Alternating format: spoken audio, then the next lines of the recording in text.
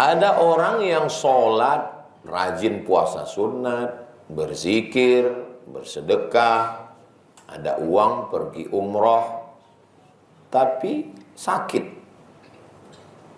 gagal, ditipu orang.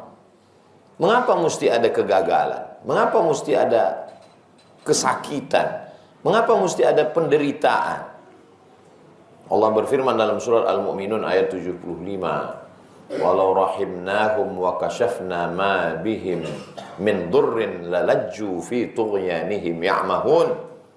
Kalau kami sayangi mereka, lalu kami singkapkan, kami hilangkan semua penderitaan mereka, mereka akan terombang-ambing dalam kesesatan.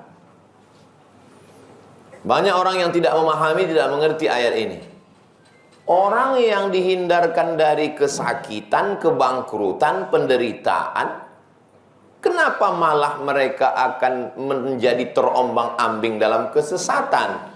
Bukankah orang itu kalau hidupnya nyaman, tentram, adem, ayem, tenang, senang, kaya, raya, kenapa dia justru malah terombang-ambing dalam kesesatan?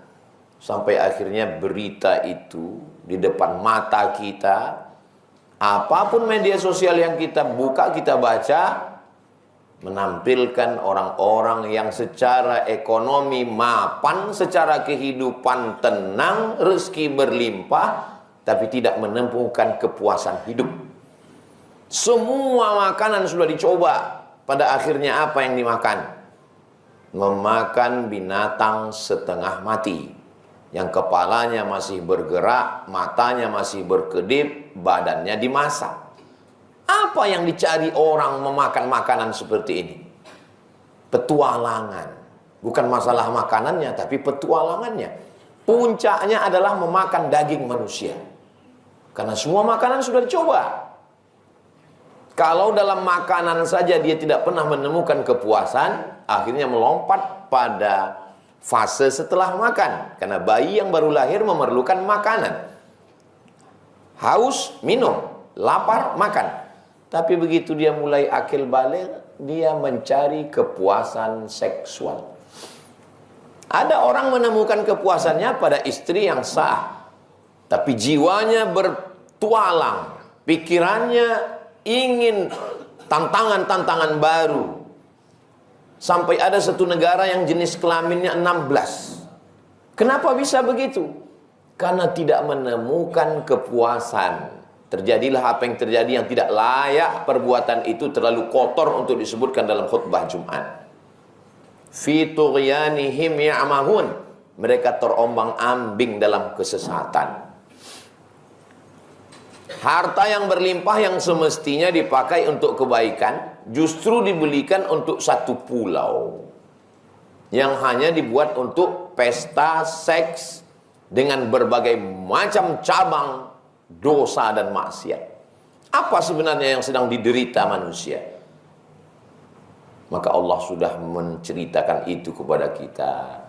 Seandainya mereka itu dilapangkan, seandainya mereka itu disenangkan, lalajju fi tughyanihim ya'mahun, mereka akan secepat kilat menuju kebinasaan dengan terombang-ambing dalam kesesatan.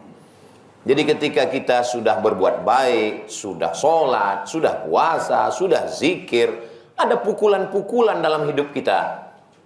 Lalu kita berkata, mengapa Tuhan seperti ini? Mengapa tidak adil?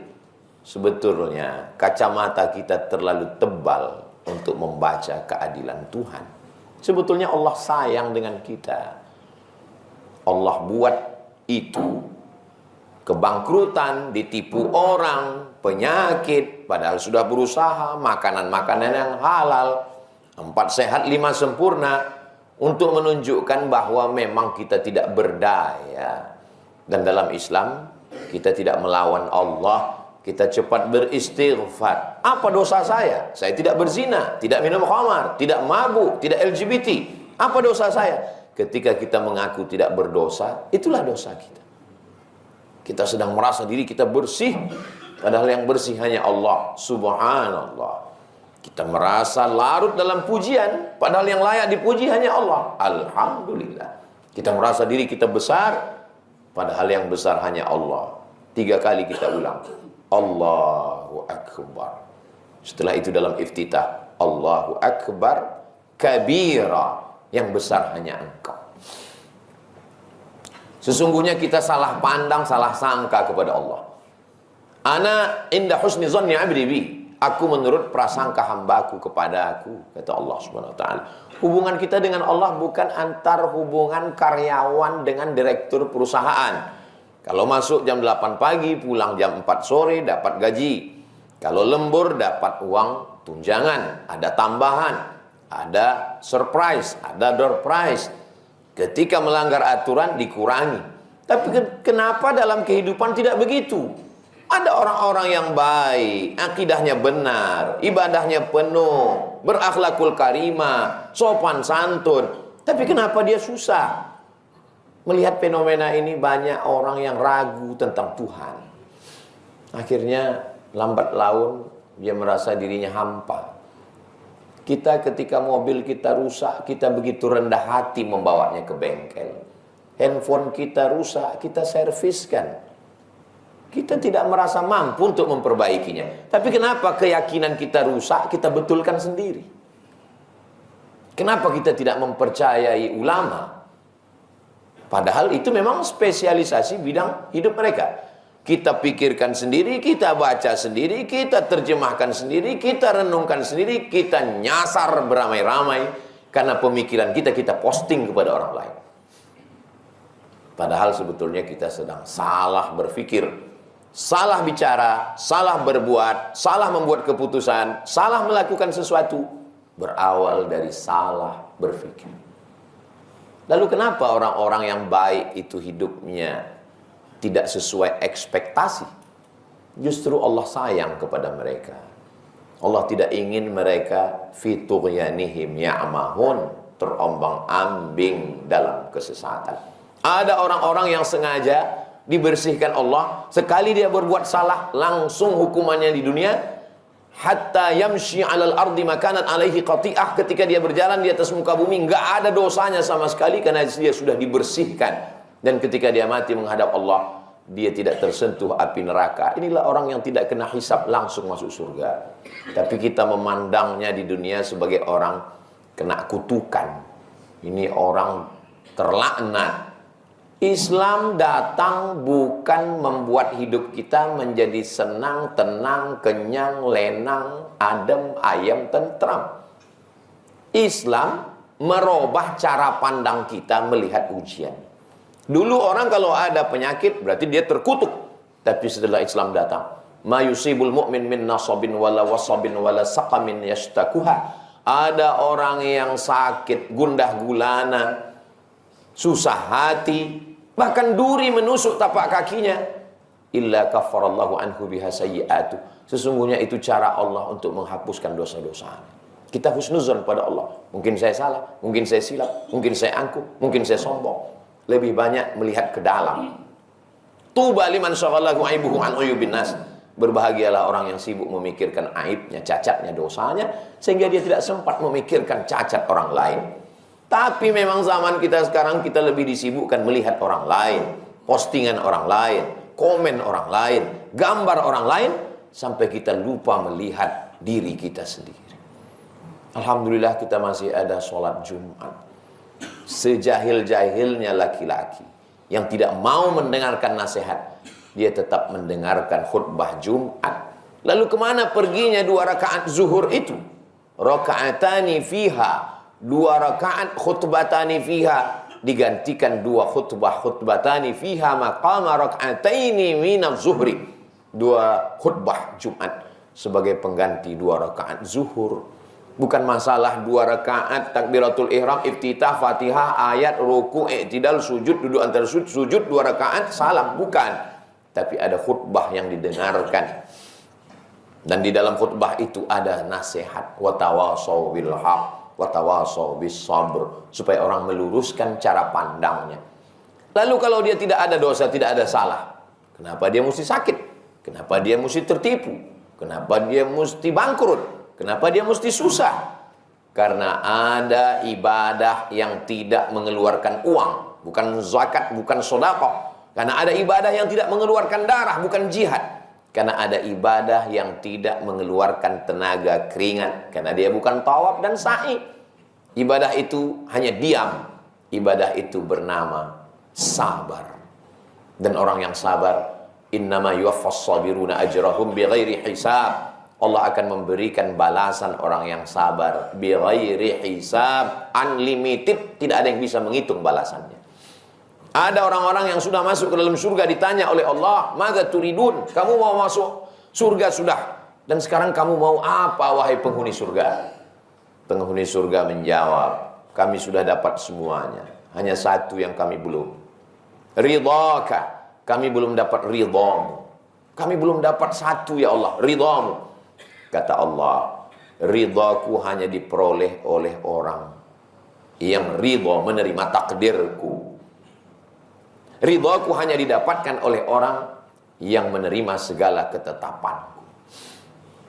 Jadi kalau kita berdoa kepada Allah, kita bukan memberitahu Allah, kita bukan ngasih tahu Allah. Allah Maha tahu.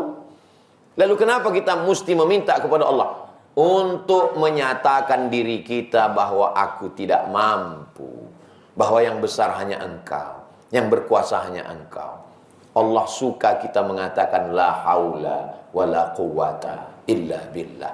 Maka berdoa bukan memberitahu Allah, berdoa bukan memaksa Allah, berdoa bukan berarti menuntut Allah untuk menyetujui proposal kita. Tapi berdoa adalah kita mengatakan, ini rencana saya, ini proposal saya, ini permintaan saya. Kalau baik ini untuk agama saya, untuk keluarga saya, setujuilah ya Allah. Tapi rencanamu jauh lebih indah daripada rencanaku sendiri untuk diriku sendiri. Karena banyak hal yang aku tidak tahu, Engkau lebih tahu.